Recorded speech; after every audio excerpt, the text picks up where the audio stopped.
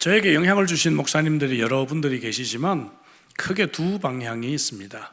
한 방향은 전통교회 목사님, 어린 시절, 젊은 시절에 제가 다녔던 교회, 또 신학을 처음 하던 시절의 목사님들, 또 한쪽 방향은 옥하는 목사님으로 대변되는 사역을 굉장히 참 잘하는 사역의 모델이 되는 그러한 분들입니다.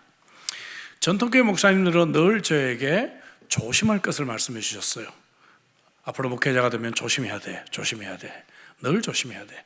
뭘 조심해야 되는가? 이성 문제를 좀 조심해라. 또 하나는 재정 비리를 조심해라. 이 두 가지만 조심하면 목회는 성공한다. 많이 들어보셨죠? 우리 시니어들은 그런 얘기를 참 많이 하셨습니다. 제가 그 두 가지를 조심한 덕분인지 제가 34년을 제가 목회를 했습니다. 34년을 하는 사람은 많지가 않아요, 여러분. 제가 자랑이 아니라 하나님의 은혜로 했지만 이 두 가지를 조심해라, 조심해라 하는 얘기들을 참 많이 하셨어요. 그리고 또 다른 방향에서 사역을 참 이렇게 건강하게 하시는 옥하는 목사님으로 대변되는 그러한 분들은 이제 저희들에게 어떤 말씀을 하셨는가 하면은 교인들을 잘 가르치라, 제자 훈련을 하고 성도들에게 하나님의 말씀을 가르치는 것이 이것이 이제 목회자의 가장 중요한 임무다, 그런 말씀을 하셨고, 또 한 가지는 뭔가 하면은 교역자든 평신도든 항상 동역자들로 여기고 좋은 관계를 가져라, 이런 당부의 말씀을 하셨습니다. 아까 제가 좀 이 전통적인 목사님들이 조심하라 하는 것, 그거 말고 또 한 가지가 있었는데, 또 한 가지는 뭔가 하면은 싸움을 조심하라, 싸우지 말라. 목회자는 어떤 순간이든지 싸우면 안 된다. 이제 그런 권면들을 해주셨어요. 자, 근데 오늘 이 본문에 바울이 디도에게 마지막 권면을 하잖아요. 이 디도서가 마쳐지는 이 마지막 당부의 말씀이 정확하게 그런 말씀이에요. 기가 막힙니다.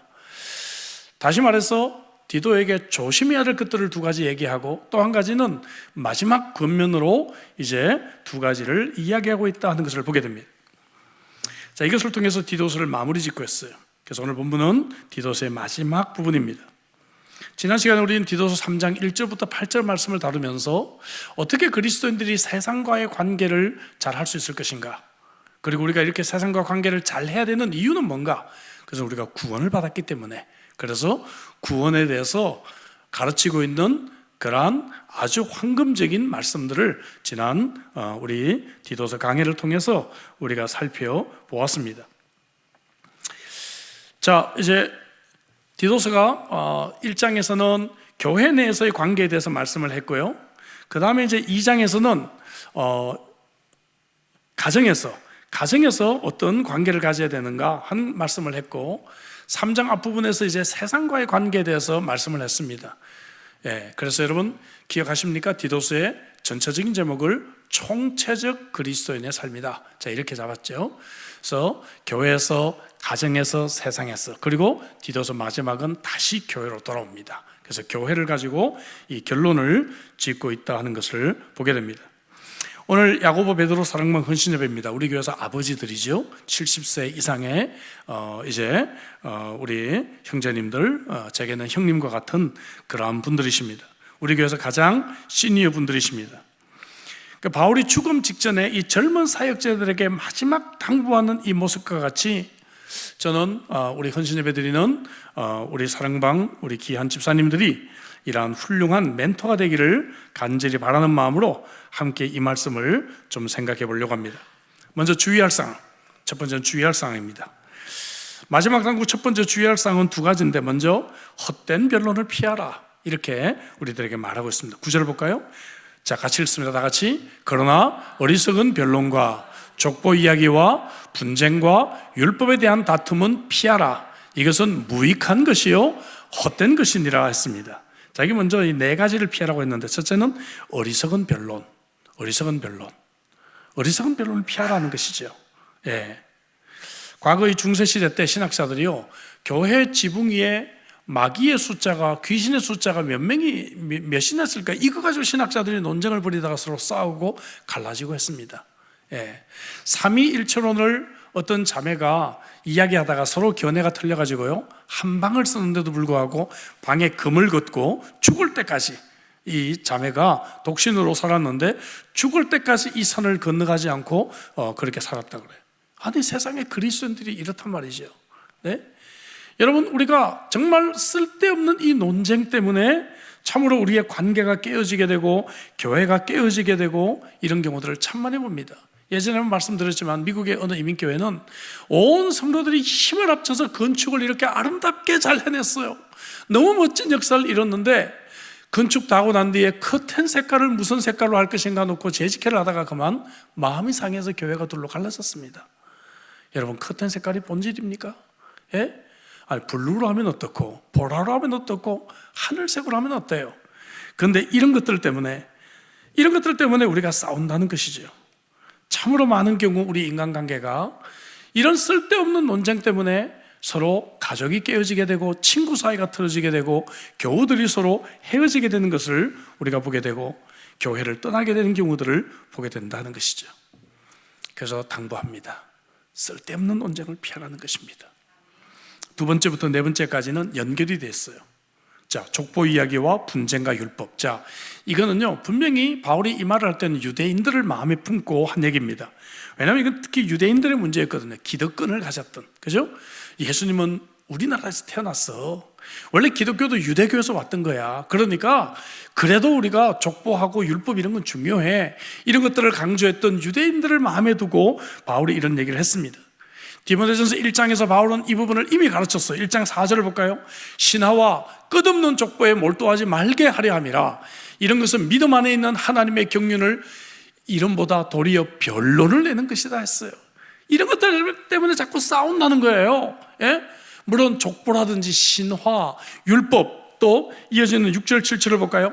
사람들이 이에서 벗어나 헛된 말에 빠져 율법의 선생이 되려 하나 자기가 말하는 것이나 자기가 확증하는 것도 깨닫지 못하는 도다 했습니다. 예. 한국의 정치에 대해서 막 이야기하는 사람들을 보면 듣다 보면 이상해요. 예, 앞뒤가 안 맞아요. 그렇죠? 예. 그러니까 자기도 막 율법에 대해서 말을 하는데 결국 자기가 하는 말도 제대로 이해하지 못한다는 것이죠. 이런 것들 때문에 교회 안에서 서로 다툼이 일어나고 쓸데없는 논쟁이 생기게 된다 하는 것입니다. 유대인들이 기득권을 버리지 못했기 때문에 생긴 문제입니다. 얼마 전 한국의 어느 대형교회를 섬기는 후배 목사님하고 통화를 한 적이 있습니다. 근데 그 교회 은퇴 장로님께서 구청에 교회를 고발을 했대요. 왜 그런가 하면은 교회 뒤에 교육관이 있는데 그게 아주 먼 옛날에 교회 시설이 아니라 교육시설로 지어진 건물인데 그거를 그냥 증축해가지고 교회 주일학교 공간으로 쓰고 있는데 이게 불법이라는 거예요. 이게 원래는 교육 공간이긴데 교회에서 더 많이 쓰니까 불법이라는 거죠. 그래서 은퇴 장로님이 구청에 고발을 한 거예요. 예, 목사님과 교회를 애먹이려고 한 거죠. 그런데 이 구청은요, 이 교회의 신세를 너무 많이 지고 있거든요. 교회가 구청을 참 많이 섬기고 있거든요. 그러니까 막 구청 직원들이 더 걱정을 하면서 목사님 이걸 어떻게 도와드릴까요? 이걸 어떻게 풀면 될까요? 막 자기들이 막 더 걱정을 하더래요. 예. 그래서 당회가 열렸는데 이분이 미국에서 부임했는데 부임하고 그때까지 한 번도 당회가 만장일치로 결정을 해본 적이 없는데 사상 처음으로 만장일치로 장로님들이 이 기회에 그거 헐고 그냥 건축해 버리십시다. 그래서 갑자기 건축하게 됐다는 거예요. 예. 그래서 그 얘기를 이제 기분 좋게 듣긴 했지만 듣다 보니까 은퇴 장로님이 왜 그 구청에 가서 그렇게 교회를 고발하고 그랬을까? 참 마음이 아픕니다. 시드니에도 어느 교회가 은퇴 장로님 때문에 계속 힘들다는 얘기를 계속 듣고 있습니다. 여러분, 사랑하는 성도 여러분, 한국 교회의 많은 경우 싸움의 가장 중심이 누군가 하면 은퇴 장로님들이에요. 은퇴 장로님들. 예. 우리 교회에게 야고보 베드로 우리 회원들께서는 그래서 장로님이 안 되셨는지 모르겠지만 그러나 얼마나 모험적이십니까, 여러분? 교회가 다 우리 교회 같다고 생각하시면 안 됩니다. 예? 우리 야고보 베드로 사랑방 우리 회원 우리 집사님들 보세요. 늘 부엌에서 칼 잡고 계시죠. 늘 성가대 이 자리 메꾸고 계시죠. 힘든 일 다 맡아서 정말 이렇게 교회의 공간들을 메꾸고 계시지 않습니까? 근데 이런 분들만 계시다면 교회가 얼마나 건강하겠어요. 그런데 많은 교회들을 보면 은퇴 장로님들이 모든 싸움의 중심을 이루고 있다는 것을 보게 됩니다. 과거의 족보나 율법에 매여가지고 시대의 흐름을 잃지 못하고 본질을 놓칠 뿐만 아니라 그것 때문에 싸움을 일으키고 있는 그런 고목과 같은 시니어들을 우리는 자주 만나게 됩니다. 사랑하는 우리 형제자매 여러분, 우리는 그런 사람이 되지 않기를 바랍니다. 저는 고등학생 때 아직도 생생하게 기억해요. 그 문학의 밤을 하려고 준비를 하는데 장로님께서 거룩한 본당은 기타를 들 수가 없다는 거예요. 기타를 쓰지 못하겠습니다. 상상이 안 되시죠? 그래서 우리가 고민하다 기타를 들어야 학생들이 올 것 같고, 기타를 안 쓰고는 도저히 안 될 것 같아서 이 좋은 시설을 포기하고 저기 교육권 구석에 가서 결국 기타를 들고 문학의 밤을 했던 그런 아픈 추억들이 우리 세대는 있습니다. 시대의 흐름을 잃지 못하는 이런 분들, 그렇죠? 싸움의 중심에 있는 이런 분들을 바울은 생각했을 것 같습니다. 사랑하는 형제자매 여러분, 그래서 바울은 디도에게 헛된 싸움 제발 하지 마라. 그게 정말 싸울 일인가 생각해봐라. 이것을 첫 번째 주의할 사항으로 말하고 있는 것입니다. 두 번째 주의할 사항은 이단입니다. 이단. 10절을 이단을 멀리하라. 자, 10절 한번 읽어볼까요? 다 같이. 이단에 속한 사람을 한두 번 훈계한 후에 멀리하라. 자, 멀리하라 그 전에 뭐가 있어요? 한두 번 훈계한 후에. 기억하십시오. 알겠죠? 왜냐하면 이 사람도 불쌍한 영혼인데 우리가 회개하고 돌이킬 수 있는 기회를 줘야죠.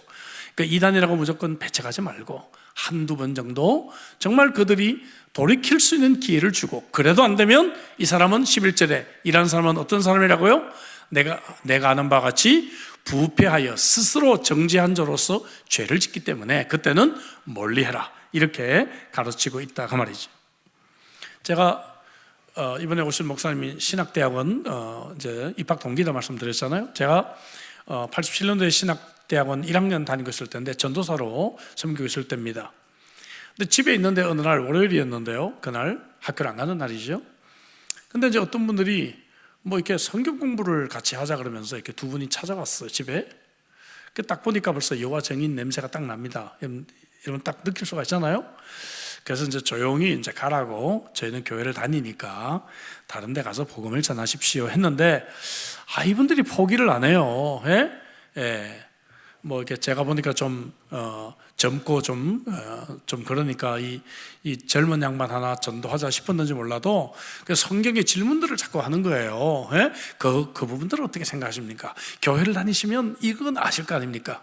그래서 제가 두 번을 더 정중하게, 저는 이런 말씀 나누기 싫으니까 그냥 다른 데 가서 전도하십시오. 끈질기게 하길래 제가 화가 났습니다. 그때는 제가 20대니까 용서하십시오. 들어오세요. 그래서 방에 들어오게 해가지고 자, 한번 얘기해 보십시오. 얘기를 하는데 제가 한마디로 묵사발을 내놨죠. 묵사발을 내놨어요. 그랬더니 얼굴이 빨개지더니 돌아가시더라고요. 이제 됐다, 다시는 안 오겠지 했는데 웬걸 그 다음 주 월요일 한 10명을 데리고 와서 10명을 한 10명을 데리고 와가지고 우리 젊은 선생님 지난주 말씀하신 거 답을 다 드리려고 왔다는 거예요. 10명이 오니까 이거 가라고 말을 못 하겠더라고요. 와, 숫자로 막 밀어붙이니까 그래가지고 뭐 그럼 들어오십시오, 들어오라 그랬죠. 근데 뭐 성경을 제가 더 잘 알지 그분이 더 잘 알겠습니까? 어디 했더니 그 다음에는 20명 올 줄 알았더니 그 다음에는 안 오시더라고요, 다행히. 그런 기억이 있는데요. 여러분, 우리가 이렇게 하라 하지 말라? 하지 말라. 어떻게 해요? 그런 자들이 있으면 한 두 번 정도 자네 다니는 그곳은 바른 진리가 아니야, 빨리 바른 진리의 교회로 돌아서게나 라고 두 번 정도 우리가 권고를 하는 것이 좋겠다는 것이 기도로, 그죠? 그러고 난 뒤에 그래도 듣지 않거든 멀리 하라는 거죠. 멀리 거리를 돌아 같이 논쟁하라, 그 말이 아닙니다. 자, 두 번째, 이제 건면할 사항들이 있습니다. 주의할 사항들을 이야기하고 난 뒤에 건면할 사항들을 두 가지 얘기해요. 먼저 동역자들을 사랑하는 모습을 보여주면서 이렇게 동역자들을 사랑해라, 이런 말씀을 12절을 볼까요? 12절 같이 한번 읽어보겠습니다. 다 같이. 내가 아데마나 두기고를 내게 보내리니 그때 내가 급히 니고볼리로 내게 오라. 내가 거기서 겨울을 지내기로 작정하였노라 했어요. 자, 디도에게 뭐라고 얘기하는 거면 빨리 나한테 와, 그 말이에요. 내게로 와. 겨울을 함께 지내자. 니고볼리 지도를 보시면 어디 있는가 하면은 그리스 지역의 서쪽 이쪽 해안에 있습니다. 알겠죠? 아무래도 이제 바닷가 쪽이 해양 기후니까 겨울을 나기에 좀 따뜻했을 것 같아요. 내가 여기서 겨울을 지낼 거야. 여러분, 이 부분을 좀 이 컨텍스트 내에서 이해를 해야 됩니다. 지금 우리의 겨울은 너무 지내기가 좋아요. 춥다고 오늘도 제가 오자마자 이게 여러분 오시기 전에 이 히터를 틀었거든요. 히터가 있죠. 또 뭐 난방이 있죠. 온수 매트 있죠. 이러고 우리는 겨울을 보내요. 따뜻한 음식이 있죠. 그러나 2000년 전 이 당시를 생각해 보세요. 이 당시는 이런 그런 게 전혀 없잖아요. 그러니까 어때요? 겨울을 나는 것이 힘들어요? 힘들지 않아요? 힘들단 말이에요. 그러니까 겨울을 난다 이 말은 뭡니까? 내가 이 고난의 시기를 함께 이 겨울을 보내게 됐다는 거죠. 그죠? 특히 바울의 지금 죽음 직전입니다. 여러분 기억하죠? 디도서는 디모데후서 직전에 쓴 성경이에요. 그죠? 디딤 했죠? 기억하십니까? 디모데후서가 제일 늦게 썼고 그 바로 직전에 쓴 것이 디도서란 말이에요. 그러니까 바울은 이제 죽음을 얼마 앞두고 있는 상황에서 어쩌면 그 인생에서 마지막 겨울을, 마지막 힘든 시기를 보내는데 누구를 찾고 있어요? 가장 사랑하는 동역자들을 찾고 있다는 거예요. 예? 사랑하는 사람들이 옆에 있으면 힘든 일이 쉽잖아요. 그렇지 않습니까? 사랑하는 사람이 옆에 있으면 힘든 시기를 우리는 쉽게 보낼 수가 있단 말이죠. 2000년 전 그 당시 난방시설도 없고 따뜻한 식사도 부족한 그 시절에 이렇게 사랑하는 사람과 함께 겨울을 보내고 싶다는 것입니다. 여러분들은 우리의 이웃이나 교우가 가장 힘든 겨울을 보낼 때 함께하는 사람들입니까? 아니면 모르는 체 하는 사람들입니까? 아니면은 도망가는 분들이십니까? 여러분들 이 자리에 있는 분들 대부분은 제 아내가 사고가 나서 제가 매우 힘든 시기를 보낸 것을 아마 아실 것입니다. 안 그래도 코로나 시기에 건축하느라고 제가 거의 탈진이 된 상태였는데 완공일 날 제 아내가 사고가 나서 그때에 비해서 제가 체중이 10kg가 빠졌습니다. 10kg 빠지고 하루하루 죽을 힘을 다해서 버티고 있었죠. 근데 정말 우리 교우들이 보여준 사랑은 너무너무 큰 용기와 힘이 되었습니다. 뿐만 아니라 세계 각국에서 저를 응원하고 저를 위해서 기도해 준 분들, 제 아내가 그냥 그 교회에 도착하니까 제 아내가 도착하기를 기다렸다가 제 아내의 손을 잡자마자 눈물을 펑펑 쏟는 그러한 수많은 교우들을 보면서 정말 이분들은 아내를 위해서 매일 기도했구나, 정말 간절하게 기도했구나, 얼마나 감사한지 너무너무 저는 사랑받고 있는 그런 큰 용기를 얻게 되었어요. 그러니까 그런 분들이 있었던 반면에 제가 참 저하고는 어울리지 않게 등 떠밀려서 여기 교육자협의회 일을 제가 하게 됐는데, 그때 이 교육자협의회를 늘 뒤에서 조정하시는 분들이 저를 쉽게 생각했다가, 제가 겉으로는 좀 온유하잖아요. 속은 안 그렇지만, 그죠? 그러니까 쉽게 봤다가 이게 제가 자기들의 조정대로 움직이지 않고 원리 원칙대로 일을 하니까 앙심을 품고 있다가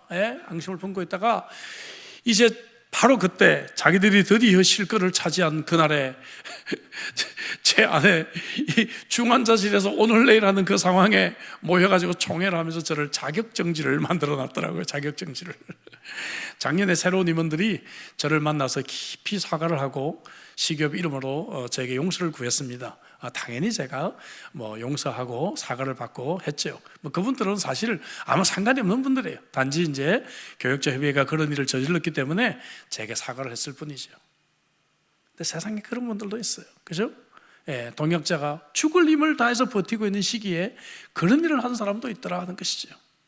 사랑하는 성도 여러분, 여러분들은 어떻게 살아가고 있습니까? 우리의 가족이나 우리의 교우들, 또 우리의 친구들이 정말 이 힘든 겨울을 보내고 있을 때 바울 사도처럼 이리 와라, 우리가 함께 겨울을 보내자. 내가 네가 있으면 따뜻해. 혹은 내가 또 반대로 따뜻한 이웃이 되어주고 따뜻한 동역자가 되어줄 수는 없겠습니까? 바울은 나아가 이 그레데가 아직 어린 교회잖아요. 디도 보고 너 내게로 와 하니까 디도가 마음이 쉽겠어요? 쉽지 않잖아요. 이 어린 성도들 두고 내가 어떻게 가지? 그런 마음이 있을까 봐 이제 아데마와 두기고를 보내겠다 이렇게 약속합니다. 아데마가 누군가? 신약 성경에 이름이 여기밖에 나오지 않아서 우리는 이 사람이 누군지는 잘 몰라요. 그러나 여러분, 아볼로는 우리가 알아요. 그죠? 두기고는 알아요. 두기고는 뭡니까? 신약 성경에 5번이나 등장을 하고 있습니다. 항상 등장할 때마다 두기고는 사랑받는 형제요 신실한 동역자로 소개가 되고 있단 말이죠. 에베소 6장 21절을 볼까요?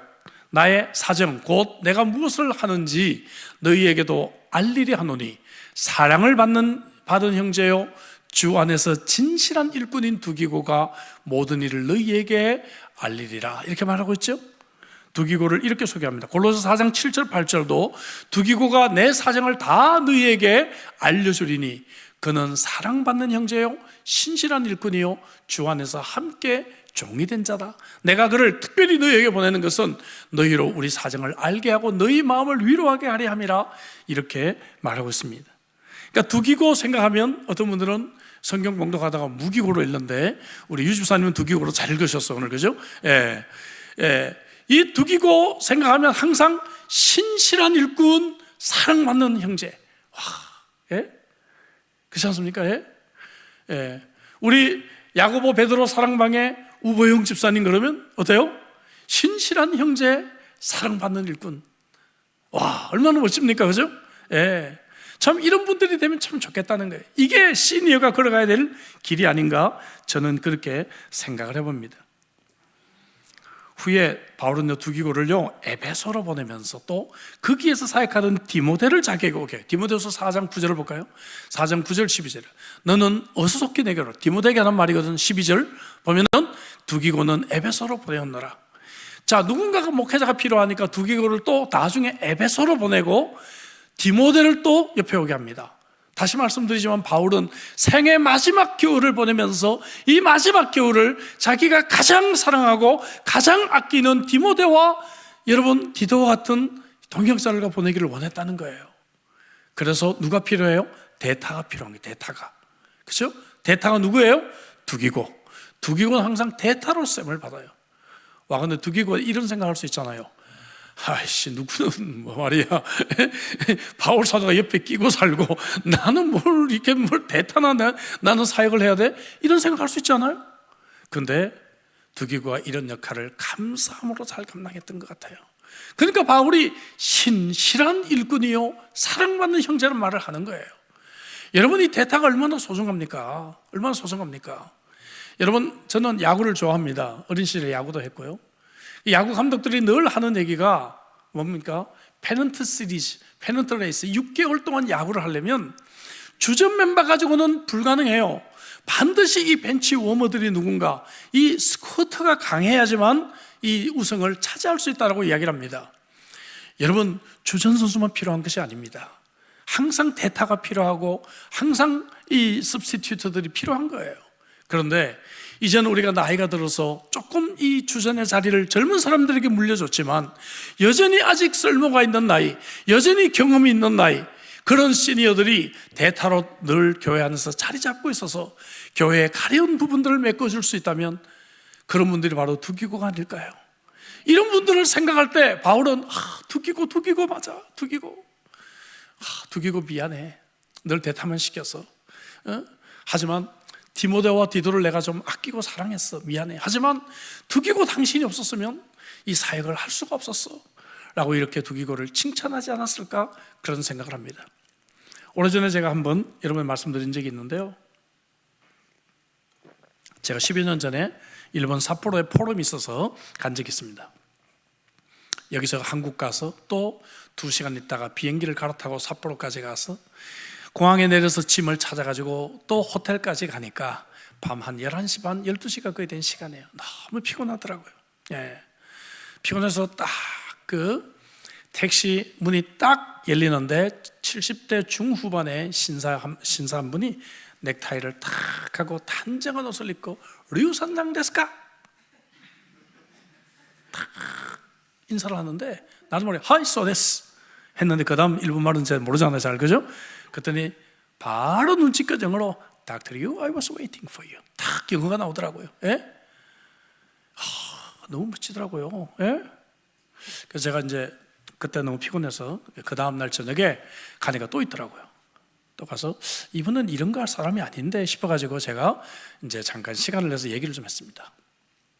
그랬더니 놀랍게도 이분이 은퇴하기 전까지 거의 대기업 정도 되는 기업의 회장이었어요. 이걸 할 이유가 없는 사람이에요. 그런데 이분이 웃으면서 저하고 커피를 한잔하면서 얘기를 하는데 지금 이 시대에 젊은이들이 야간 근무 안 한다는 거예요. 그래서 이런 호텔에서 이 일꾼들이 너무 필요한데 이 사회를 위해서 나는 그래도 호텔을 많이 다녀보고 나는 이 사회 경험이 풍부하지 않냐, 나한테 영어도 좀 하고 나 같은 사람이 일을 해야 되겠다 싶어가지고 그래서 자기는 알바하고 있다는 거예요. 예? 돈이 필요해서가 아니라 그 사회에 필요한 부분을 메꾸기 위해서 그곳에서 일을 하고 있는 거예요. 와, 존경스럽더라고요. 여러분 존경스럽지 않아요? 전 정말 존경스러웠어요. 그래서 나도 나중에 은퇴하면 저렇게 돼야 되지. 예? 죄송한 말씀이지만 저는 우리 교회에서 시니어들에게 좀 모범을 봐요 이제. 근데 제가 정말 뭐 한 20년 전까지만 해도요, 제가 30대 목회를 처음 했잖아요. 그때 50대만 돼도요 다 형님들이 애 늙은이가 돼가지고 다 뒷짐지고 아이고 허리야 그러시고, 50대만 돼도 제가 막 나서서 일하고 뭐 사람들 데리고 축구하고 그러면 아이고 유 목사는 몰라요 아직 이 나이 돼봐 그러셨거든요. 예. 근데 전 50대가 돼서 축구를 했습니다. 축구를 하고 했어요. 70대 중반이 돼서 돈이 필요한 게 아니라 이 사회에 필요한 것이 뭔가, 내가 아직도 쓸모가 있는데, 난 아직도 영어가 되고, 난 아직도 건강하고, 이 사회의 그 늦은 시간에 이 나이 들면 밤에 잠이 많잖아요. 사실 밤에 일하는 게 쉬운 게 아니거든요. 그럼에도 불구하고 이분이 일주일에 3, 4일 정도를 정해가지고 그 사회를 돕기 위해서 그 밤에 나와서 일하는데, 착 택시문이 열리자마자 딱 정말 90도로 그죠? 하이 류선상 데스까 하고 딱 인사를 딱 하는데 정말 기분이 좋더라고요. 여기 새벽에 집에서 나가가지고 하루 종일 비행기 2번 타고 호텔에 도착했는데 얼마나 피곤해요. 내일 또 그 다음날 또 제가 발표가 있었거든요. 그 생각, 머릿속이 그냥 하얀 그런 상황인데 그렇게 정말 시원하게 맞아주시고 딱 기다렸다고, 그죠? 오늘 저녁에 누가 지금 아직 체크인 안 했는지를 알고 딱 이름을 기억하고 기다리고 있는 그 멋진 모습을 볼 때마다 가끔 생각합니다. 나도 시니어가 되면 좀 저런 사람이 돼야 되겠다. 시니어가 되면 저런 사람, 제가 그런 사람 될 것 같아요? 안 될 것 같아요, 여러분? 저는 그렇게 살 겁니다. 저는 그렇게 살 겁니다, 여러분. 그렇게 살 겁니다. 아까 말한 그런 은퇴 장로처럼 기득권 주장하고 뭐 싸우고 말이야. 삐져가지고 뭐 어디 떠나버리고, 전 그런 사람 되지 않을 겁니다.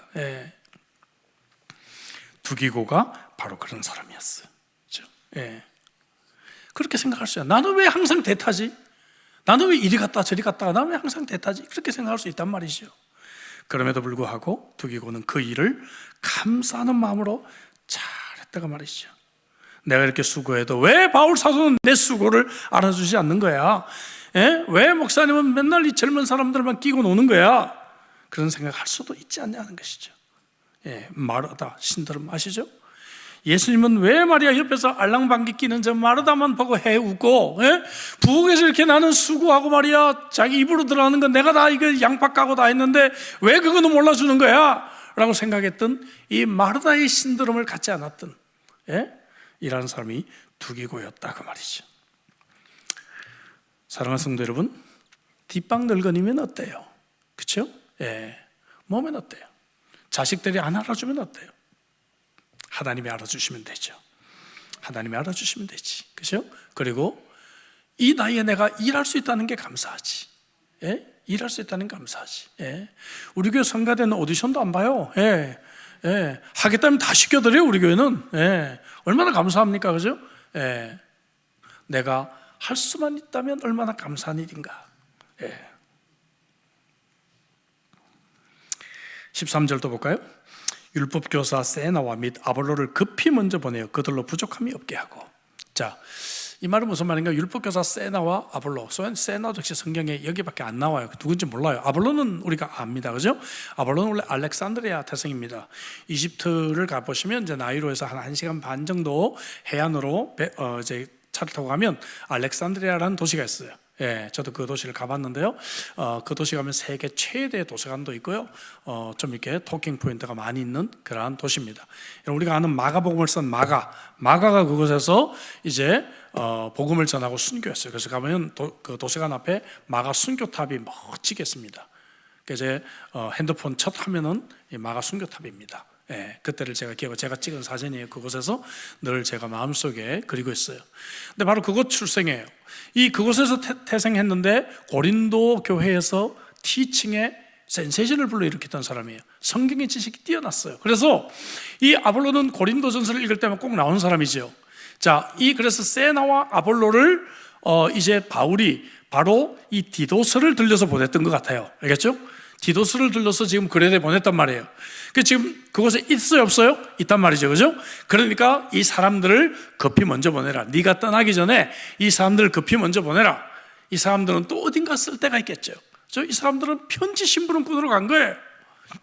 그리고 그들로 부족함이 없게 하고, 어떤 부족함이요? 이들이 떠나는데 여비가 필요하잖아요. 여비가 부족함이 없도록 넉넉하게 챙겨주라. 동역자들을 여기까지 생각해주는 바울의 그런 마음들을 우리가 읽게 된다는 것입니다. 이런 이야기를 통해서 바울은 뭡니까? 동역자가 얼마나 중요한지, 겨울을 나는 이 시기에 내가 동역자가 필요하다, 동역자들을 챙기는 모습, 그리고 두기고 같은 사람은 늘 대타 인생이었지만 이 동역을 중요하게 여기고 동역자들을 사랑하며 그 일을 했던 이야기, 이런 것들을 통해서 우리에게 주는 전체적인 교훈은 동역자 사랑이라는 것이죠. 사랑하는 우리 형제자매 여러분, 나이가 들수록 우리 동역자를 서로 사랑하시기를 주의 이름으로 축복합니다. 여러분 옆에 있는 분들, 우리 함께 신앙생활하는 사람 귀한 사람들이에요. 저는 가끔 그런 이야기를 만나요. 한국에서 연락이 오는데 우리 교회를 다녔다는데 솔직히 기억이 없어요. 기억이 없으면 20년 전에 교회를 다녔대요. 잘 기억이 안 나요. 여러분 아시다시피 제가 기억을 잘 하는 사람이잖아요, 비교적. 그 얘기는 뭔가 교회에서 그냥 왔다 갔다 하다가 그냥 간 거예요. 새가족 반도 안 했을 것 같고요. 그냥 그러다 간 거예요. 근데 이분들이 한결같이 하는 얘기가 뭔가 하면은, 목사님 그때 우리 교인들하고 좀 더 관계도 가지고 좀 그럴 걸 그랬나 봐요. 이런 얘기를 많이 합니다. 여러분, 우리 함께 신앙생활하는 사람들이 중요한 동역자들인 줄로 믿습니다. 우리가 함께 섬기고 있는 교역자들, 또 우리 평신도 지도자들을, 또 우리 집사님들, 권사님들을, 이 동역자들을 사랑하고 소중히 여길 수 있기를 주의 이름으로 축복합니다. 두 번째 권면, 선한 일에 힘쓰도록 가르치라. 14절입니다. 같이 읽어볼까요? 14절 다 같이. 또 우리 사람들도 열매 없는 자가 되지 않게 하기 위하여 필요한 것을 준비하는 좋은 일에 힘쓰기를 배우게 하라. 배우게 하라, 이 말은 가르치라 그 말이죠. 선한 일을 하도록 가르쳐라 이 말이에요. 여러분, 교우들을 잘 가르치는 것, 이것이 목회자의 가장 큰 사역이라고 저는 늘 배워왔습니다. 특별히 제 멘토였던 옥하는 목사님은 늘 성도들을 어떻게 하면 잘 가르칠 수 있을 것인가, 그것을 위해서 연구해라. 또 저에게 설교를 가르쳐줬던 제임스 보이스 목사님도 늘 우리들에게 강조를 하면서 목회자는 티칭의 은사들을 계속 개발해 나가야 된다. 그리고 정말 성도들을 가르치는 것 몇 배를 알고 있는 지식이 있어야 된다라고 저희들에게 강조를 했습니다. 제가 그렇게 잘하고 있는지는 잘 모르겠지만 어쨌든 최선을 다해서 저는 그 일을 지금까지 하려고 노력을 하고 있습니다. 여기 좋은 일, 선한 일은 카라 에르가, 제가 지난번 강의 때 한번 말씀을 드렸습니다. 목회서신에 14번 이 단어가 나와요. 그리고 이 단어는 구원받은 우리의 현재 삶의 목표가 무엇인지를 가르쳐주는 단어다, 그렇게 말씀드렸습니다. 구원받은 우리가 오늘 현재 목표가 뭔가 하면 바로 선한 일, 좋은 일, 이것을 힘쓰는 것입니다. 우리는 지난 시간에 이어서 다시 말씀드리지만 구원을 받은 것은 우리가 하나님의 은혜로 받았어요. 무료로 받았습니다. 아멘이죠? 그러나 구원받은 우리는 어떻게 살아야 하는가? 그럼 그냥 이 상태로 그냥 아무렇게나 살아도 되는가? 그것이 아니라 선한 일에 힘쓰는 인생을 살아야 된다고 가르치고 있는 것입니다. 그러다 보면 여러분, 우리 인생이 얼마 안 남았어요. 그렇죠? 전 그런 생각을 해봅니다. 시드니 올림픽이 25년 전인데 정말 저에게는 잊지 못한 올림픽이었잖아요. 근데 25년이 지났어요. 제 안에는 그런 얘기입니다. 우리가 그때만큼 앞으로 살 수 있을까? 그때까지 살면 거의 90인데, 그죠? 그때까지 살 수 있을까? 생각해 봅니다. 저보다 형님들은 마이너스 한 10 가까이를 더 빼셔야 되지 않게, 그죠? 그때까지 사실 수가 있을까? 생각해 봐요. 그죠? 그러면 정말 얼마 남지 않았어요. 축구로 말하면 제가 후반전 한 30분 정도를 살고 있더라고요. 후반전 30분. 후반전 30분 되면 15분이 남았어요. 15분이 나면은 많은 작전이 달라집니다, 감독이. 근데 우리 형님들은 이제 후반전 한 5분에서 10분 정도가 이제 남아졌습니다. 축구 경기로 말하면 후반전 5분 10분 남으면요, 이제 지금 많이 할 시간이 거의 없단 말이죠. 이제 그죠? 예. 자, 이 남은 삶을 어떻게 사시겠어요? 젊었을 때처럼 여전히 별거 아닌 거 가지고 싸우고 삐지고, 예? 가족들끼리 그냥 갈라지고 또 교회 또 옮겨서 이 교회 저 교회 다니고, 예? 그렇게 하시겠어요? 아니면 이제 그죠? 정말 우리 리버티 교회에서 마지막 장례를 드리시고, 그죠? 싫으나 좋으나 시니어답게 멋지게 아름다운 생을 마감해야 되지 않겠냐 하는 거죠. 여러분 아멘이시죠? 예, 그렇게 해야 될 줄로 믿습니다. 예, 지금 너무 잘하고 계시잖아요. 정말 시니어로서 교회에서 티 안 내고, 그죠? 폼재는 분 안 계시잖아요. 저희 교회는, 그죠? 예, 그런 분 안 계시고 솔선수범해서, 예, 얼마나 정말 교회를 잘 섬기고 계신지 몰라요. 이렇게 선한 일에 여러분들이 정말 마지막까지 최선을 다하시는 그런 멋진 분들이 되시기를 주의 이름으로 축복합니다. 헌신 예배 드리는 우리 형님들뿐만 아니라 이곳에 계신 우리 여러분 젊은 분들 20대 금방 지나갑니다. 예, 예, 금방 지나가요. 예, 예, 방심하세요. 예. 30대 되면 내가 20대 뭐 했을까 생각해요. 제가 유학 가가지고요, 제가 20대 말에 유학을 왔잖아요. 유학을 왔는데, 예, 저는 여러분 세가족방에서 간증하다시피 저는 영문도 모르고 영문과를 갔어요. 그래서 나중에 군대 갔다 와서 이거를 이제 목사가 되기로 헌신했으니까 이걸 그냥 복학해서 졸업하면 되거든요. 어차피 신학대학원을 가니까. 졸업을 하려고 보니까 이게 졸업하기 너무 어렵게 해놨어요. 1, 2학년 때 공부를 했어야 말이지 제가. 예? 매일 야구하러 다니고 일하러 다니고 했으니, 예? 학점은 시들시들 빵구, 시들시들 빵구, 시들시들 빵구, 그죠? 시들시들이 뭔지 알죠? CD 빵구, CD 빵구. 예. 그러니까 이 계절학기 막 하면서 제가 2년 만에 이거 메꾸느라고 죽을 고생을 했거든요. 죽을 고생을 하면서 공부를 해서 이제 제가 졸업할 때쯤 되니까 토플 점수가 좀 있고, 그러면서 이제 여기 뭐 유학도 오게 되고, 그때는 토플 점수가 있어야 여권을 만들어주는 시대였어요. 예, 그랬더니 나중에 이제 유학이 좀 자율화되고 하면서 이 영어가 제대로 안 된 분들이 유학 와서 하시는 얘기가, 예? 예? 유전우사는 영어가 되니까 그래도 공부를 하지. 그래서 제가 뭐라고 했는지 아세요? 처음에는 아닙니다 했다가 자꾸 그 얘기 하길래 제가 그랬어요. 아니 20대 때 뭐 하셨어요? 제가 물어봤어요. 예, 당구 쳤다는 거야, 당구. 20대 때 당구만 쳤으니, 공부 안 하고 당구만 쳤으니 지금 영어가 안 되지 당연히. 이게 공짜로 되는 게 있습니까 여러분? 인생에 공짜가 있나요? 30대 되면 20대 시절을 그렇게 보낸 것을 또 후회하게 됩니다 여러분. 시간은 금방금방 지나가 버리고 말아요. 사랑하는 우리 젊은이들이요, 여러분들로 시간을 아끼고 정말 선한 일에 최선을 다하시길 주의 이름으로 축복합니다. 예. 드라마 볼 시간이 어디 있어요? 예? 게임할 시간이 어디 있어요 여러분? 예? 20대가 얼마나 중요한 때인데, 예? 하나님이 그거 하라고 여러분들 구원시켜 주셨나요? 예. 야, 내가 십자가에 달려 죽을 테니까 너 나중에 게임 열심히 해라. 그리고 하나님이 십자가에서 그 보배로운, 예? 보배를 흘려주셔서 그 게임할 시간이 어디 있어요? 예? 보니까 막 전철에서도 게임, 내리면서도 게임, 예? 예, 누구랑 전화하면서도 게임하대. 심지어 보니까, 예. 여러분 선한 일에 힘쓰시기를 주의 이름으로 축복합니다. 말씀을 맺을게요.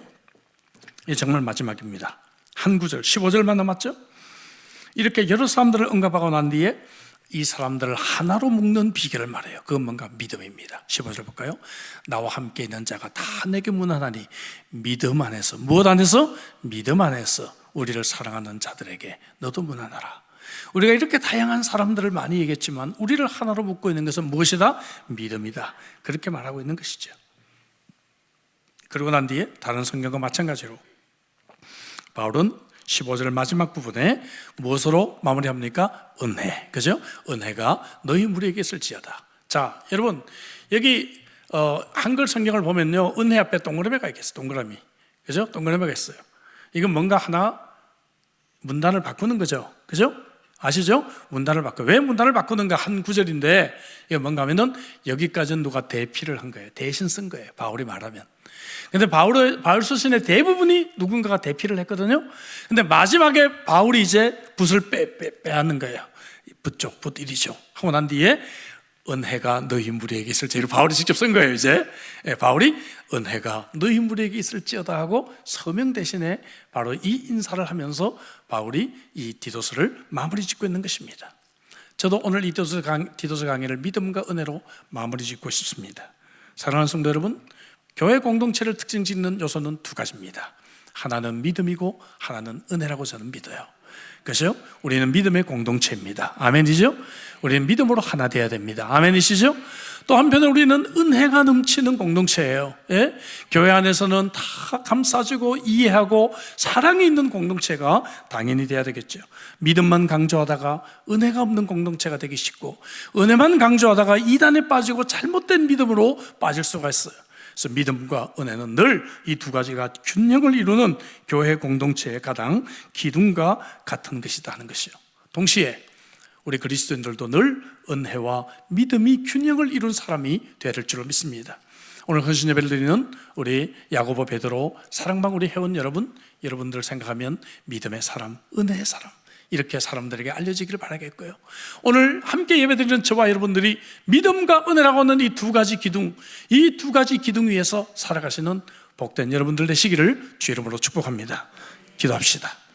디도서를 이제 우리가 마무리 지었습니다. 여러분, 이 말씀 생각할 때마다 참 우리에게 가슴이 뜨거워지죠.